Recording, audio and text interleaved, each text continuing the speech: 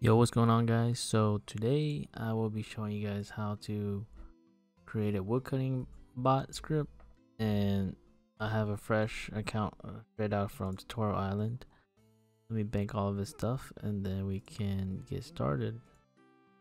So pretty much for a woodcutting script, all you really need is the area in which you are going to woodcut in, and then just check to see what level your current woodcutting skill is. So some of you guys have been asking to make it to where when I hit 15 to go ahead and start woodcutting oak by itself, and it's really easy. You're just basically checking your woodcutting level, and then if it reaches 15 or higher, then just instead of looking for a regular tree, start looking for an oak tree. So when you create area, you want to create area where there's plenty of normal trees and then there's plenty of oak trees. So let's go ahead and get started. Let's go ahead and create a class, woodcutting bot, and go ahead and copy everything from your bot template. I put in some new things into it, which is just the stop and the log out.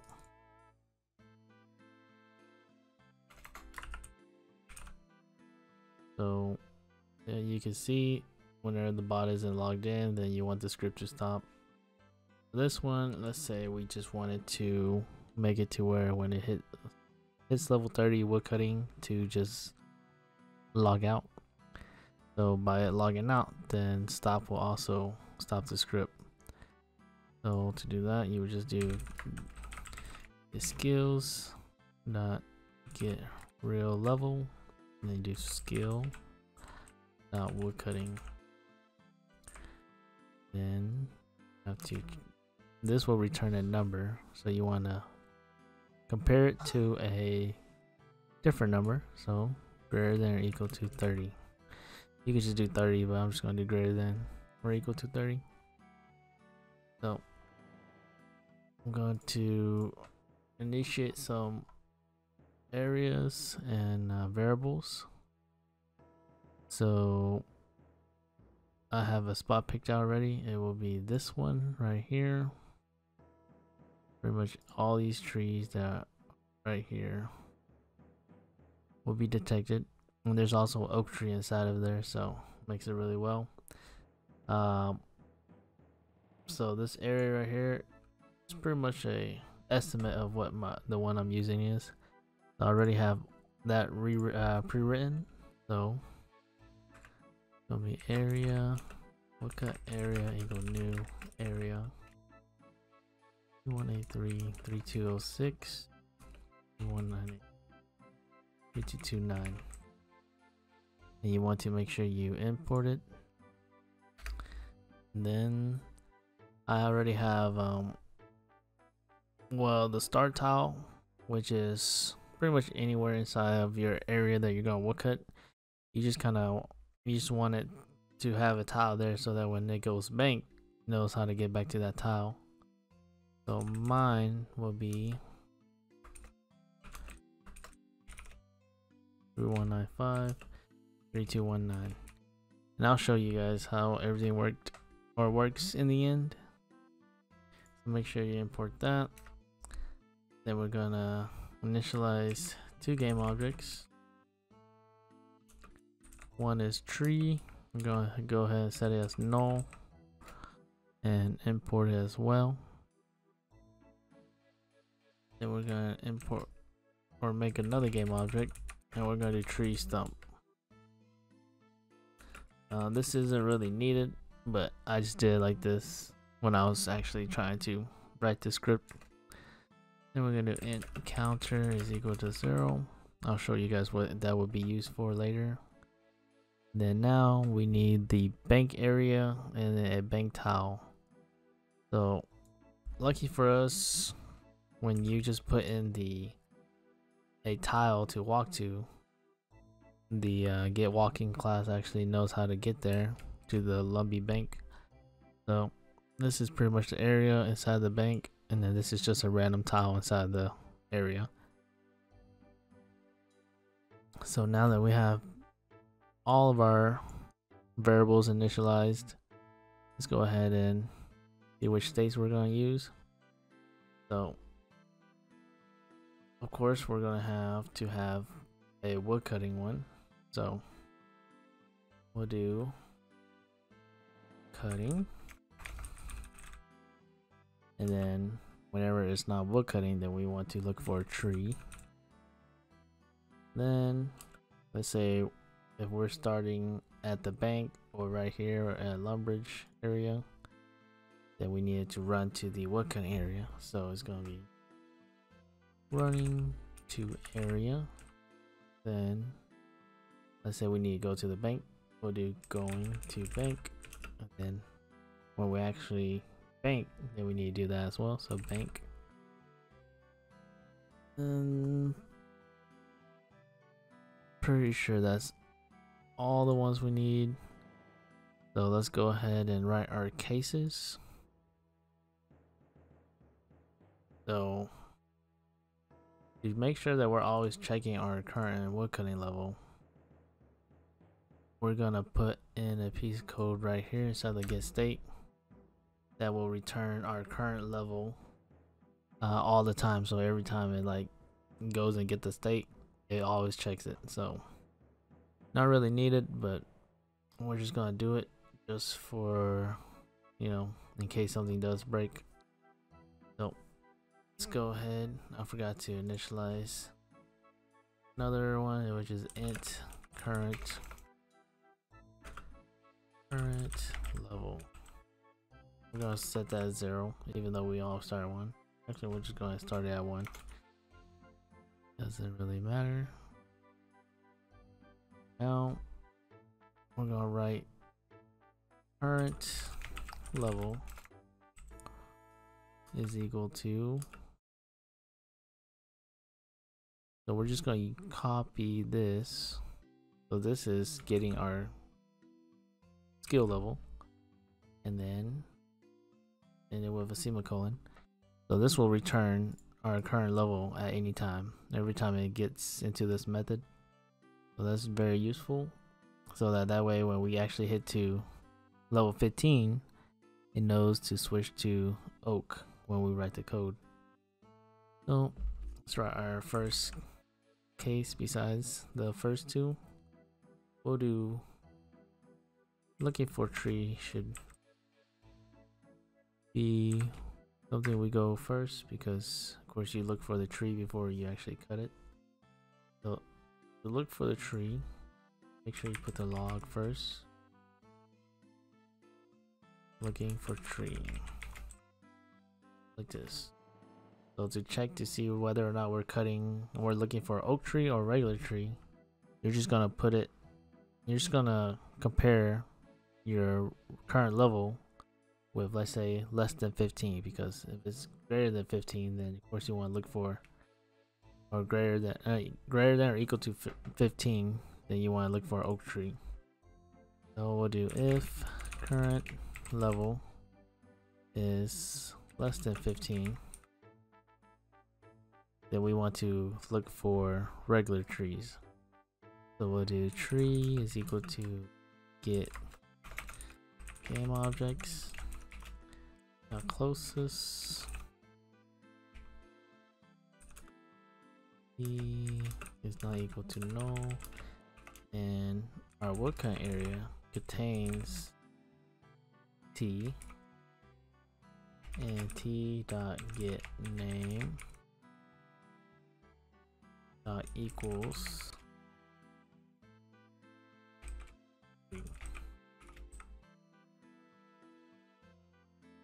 so this should return anything that is inside of the area that is a tree. Oops, this should be is not equal to null. So now if our level is 15 or greater, then we just pretty much write else Then go ahead and just copy the same thing. Copy this line of code, and then instead of tree, we just want oak tree. Or no, I think it's just actually just an oak. So pretty simple. And then if we don't, let's say all the trees are cut, then we want to make sure we check that as well. So tree is equal to null, and we just want our bot to sleep for a second, because you know, if you have a small area, all those trees can be cut down before they respawn, so you just want your bot to sleep. So here we have our looking for tree. Now we have to do cutting now. So when we actually find the tree, we'll do case cutting and to log it.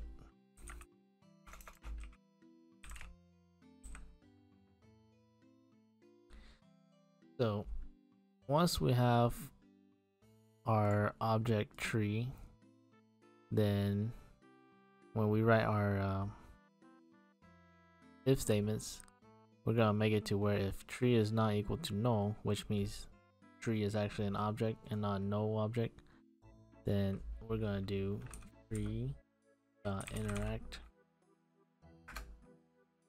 do chop down.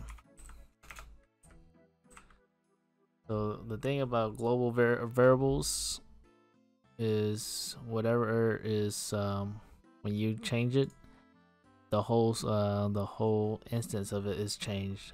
So when this picks it up, now tree is not equal to null no more. It's actually equal to whatever this returns. So then that means that we can just call the variable and then interact with it.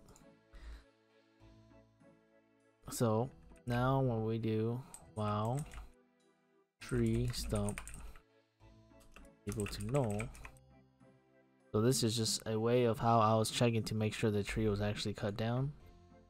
So when you cut down a tree, let me show you real quick. When you cut down a tree, it leaves a tree stump. So pretty much we're just checking to see if that tree stump is actually there and if it exists in the same tile as the tree that our tree object. So we'll do, let's say tree stump is equal to get game objects now closest. So we want this tree stump to be returned, and it has to be in the same tile as our tree tile. So in order to do that, we'll just do ts for tree stump. Ts is not equal to null, and woodcut area not contains s, and ts dot get tile equals. Now we do tree dot get tile. So that should make sure that side of the same tile as our tree. And then just to be safe, we're just gonna do ts.get name equals tree and then space stump.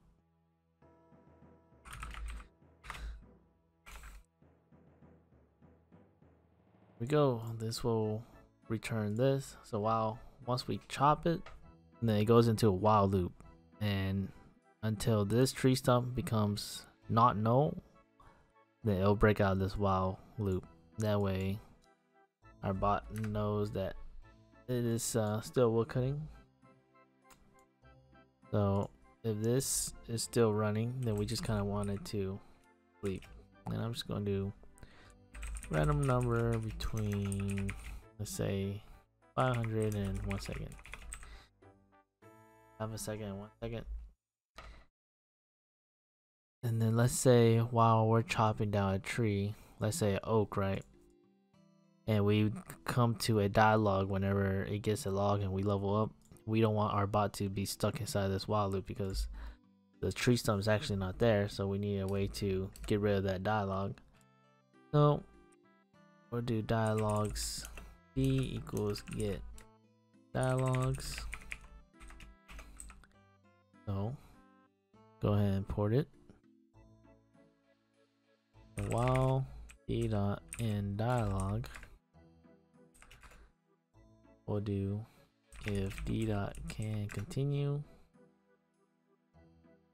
d dot space to continue. So when we level up, you can just pretty much press spacebar to get out of it. So that's what this will do. And we also did a counter. So if something was to pop up, let's say we did chop down tree and the tree got instantly cut, then we don't want it to be stuck in this while loop. So we want to counter plus plus, and then we'll do it to where, let's say counter is equal to 15 or greater, then we want it to restart and click on the game object again, just so that it doesn't get stuck. So in order to do that, we'll just do if. Also, this will also check to see if our player accidentally go out of the woodcutting area, which it shouldn't ever do, but you never know. You always want to make sure and write code to make sure that in case it does happen, you know what to do. So if woodcut area does not contain our player, or our counter is greater than or equal to 15, then we're just gonna set tree is equal to null. So this will reset it to go back to the looking for tree state, and tree stump is equal to null. This is just safety precautions, just to set everything back to its original value, so that the script can just pretty much restart. So then let's just do log tree was not cut down, and then break. Pretty much what this break does is it'll break out of this while loop. So if counter ends up becoming greater than 15, break out of it so that it doesn't get stuck in this while loop. So now we got our two most important case statements.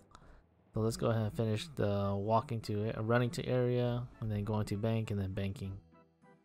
Those are pretty simple as well, but they could be confusing at times. So my area right here has a mugger, which will kill me if I move up any bit. And also these logs will actually protect over my axe. So you kind of want to choose an area that you can't get killed at, and it still has all these stuff. So just keep that in mind. You can always make it come back and loot it, but that's not what I'm trying to do. So let's do case running to area. Log it. So this one's pretty easy. So we're just gonna do an if statement to check. So if woodcutting area does not contain our player, then we also want to do another check. We want to check if our player is not currently moving, then we can actually click to come back to the area. So we could do walking, walk, and then we're going to do woodcutting tile. So I know from my past videos I've said to make a path and everything, but I was a noob. I didn't really understand the get walking, not walk. So some places you can actually just put in a tile and the bot actually knows how to venture through the whole map to get there. It knows how to even open doors, gates, stuff like that, but you always want to double check, because I think I was trying to write a script to do imps catcher, and it didn't know how to get to the top floor. So You just gotta double check, and then if you can't, then you just have to write the padding and everything, which I had to. Alright, so back to the script. So get walking.walk to Woodcutting town. Then we'll just sleep until, and then we're gonna check. So sleep until our player isn't moving.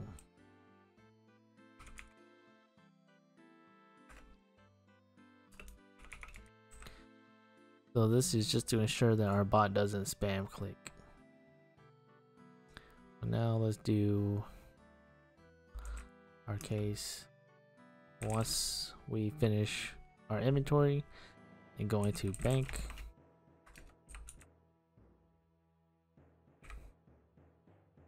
log it, go into bank. So pretty much the same thing as this. We're just gonna have a copy actually. So instead of what kind of area, we'll just do bank area. Then we'll do bank tile. Copy and paste saves a lot of time. So if you know that, you know, code could be just copy and pasted, go ahead and do it. I mean, it's nice to rewrite everything just to kind of get it stuck in your head.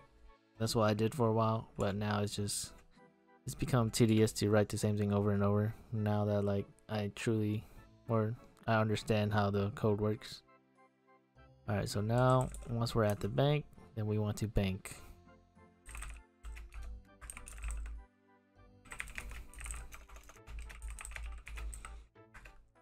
So in order to bank, pretty much I just copied my code from my other bot, and I'll just show you guys how it's done. So you're just gonna create a game object.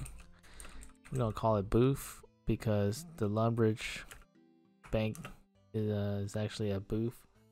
And then we do get game objects closest, and C is not equal to null,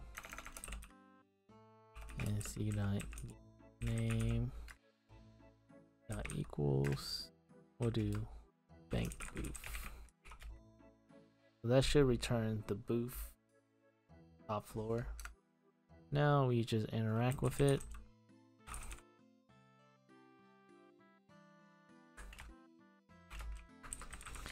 And the interact term would be bank booth, pretty much. So now we're just gonna sleep. So let's say it goes up to the bank to open it. We're just gonna make it sleep for a certain time so that now when we do bank, we can actually get the interface. So if bank dot is open, then we want to bank dot deposit all items. Then we're gonna sleep until our inventory is empty. So of course, deposit all items will make your inventory empty, so we could do this to check and make it sleep until then. This is just to also ensure that it doesn't spam click. And then once it gets out of that, then we want to close the bank and then sleep until the bank is no longer open.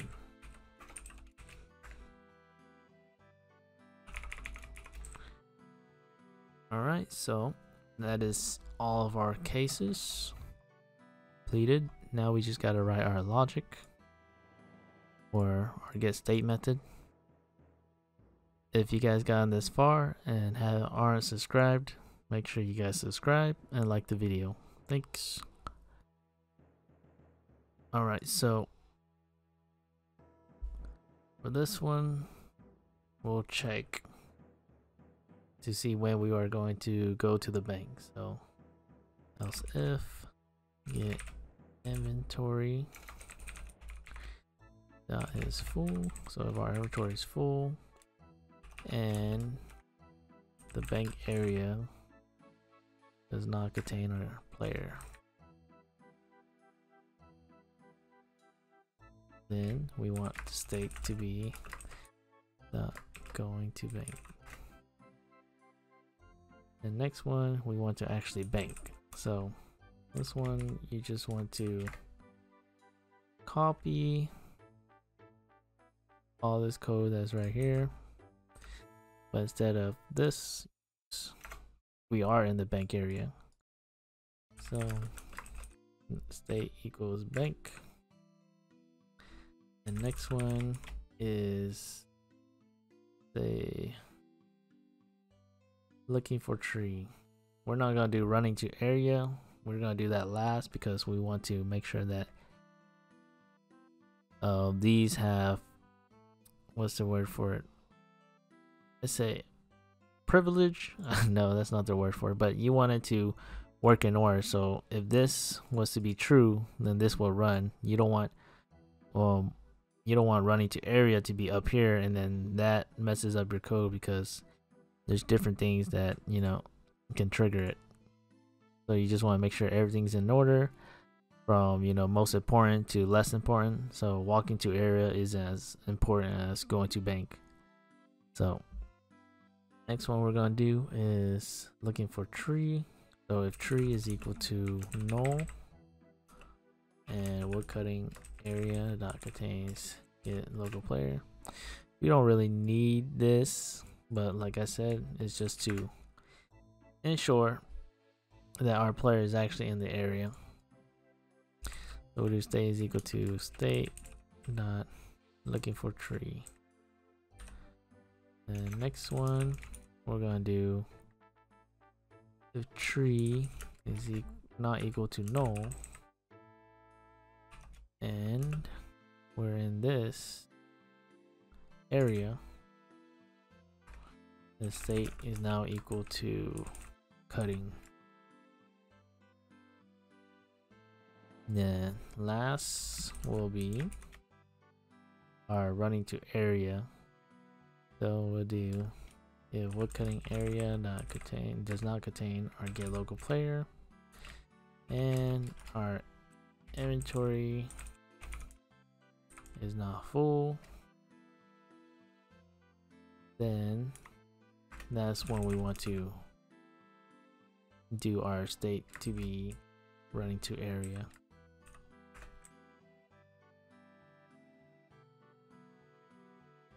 And that should be everything. So let's go ahead and test this. Go ahead and make sure you save it and then import it or export it, I mean, as a jar file. Save it to wherever you're going to save it to. Script folder. So let's go ahead and test this. So we named it Woodcutting Bot. Here it is. So when we start,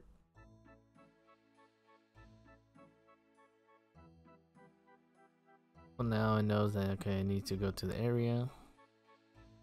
Let's see how it does with woodcutting. So next one, it will be looking for tree. All right. And let's see if it knows to get out of the while loop. Oh, it doesn't. So let's go ahead and see why not. So we got stuck in cutting.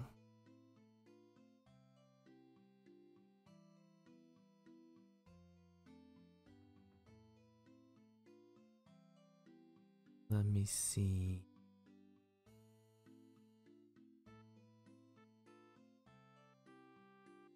So, yes. So once it breaks out of this, right?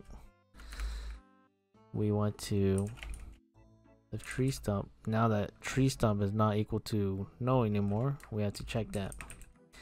So we'll do check is not equal to null. Then we could do log tree successfully cut down. Then we'll do tree is equal to null. Tree nope is equal to null, and counter is equal to 0, just to reset it again. This should do the trick. Let's go ahead and export it again. Now refresh everything. So now when it cuts it, it should go to looking for tree. Yep, there it goes, and then it cuts to the next closest tree.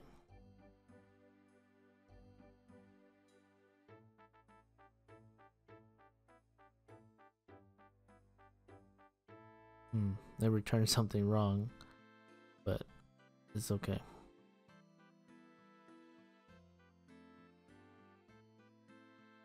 Alright, so I'm gonna run it until our inventory is full, and then I will show you guys that it actually still does know how to run back to the bank and bank everything. And then I will also do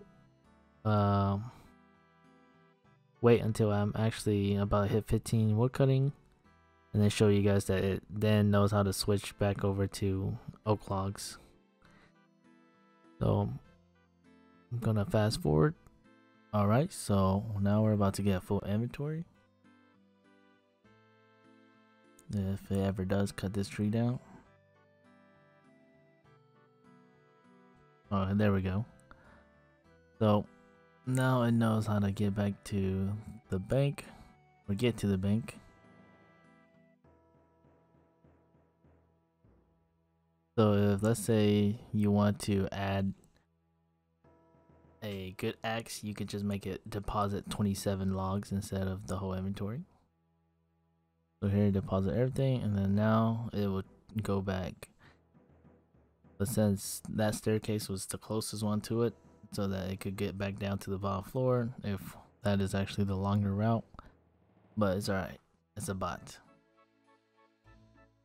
But yeah, so if you want to add like put in a steel axe or something on the account, instead of depositing everything, you could just deposit, and let's say if you want to deposit the logs, you could just do deposit logs and then comma 27. So that's how you could do it. Alright, so it'll probably take another 2 inventories to get to 15. So I will be back when it's almost 15. Alright, so we're coming to our last log that we need to do before we hit 15, and then it should automatically go to oak logs. There we go.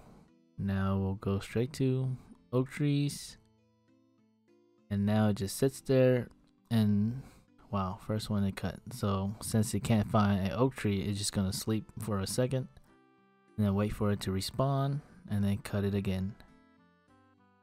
So there's the script. I hope you guys enjoyed. Thank you guys for 100 subscribers.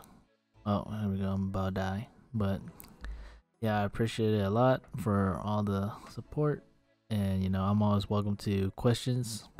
Remember, I only do this for fun. I'm actually not like a professional scripter or botter, but you know, it's cool to teach people stuff, because I know that in the past I struggled myself to learn these things. So hope you guys enjoyed. You know, share it to your friends if you know your friends and them are interested. It's a good way to learn programming and you know the logic and thinking around code and stuff like that. So I'll see you guys next time. Thank you. Bye.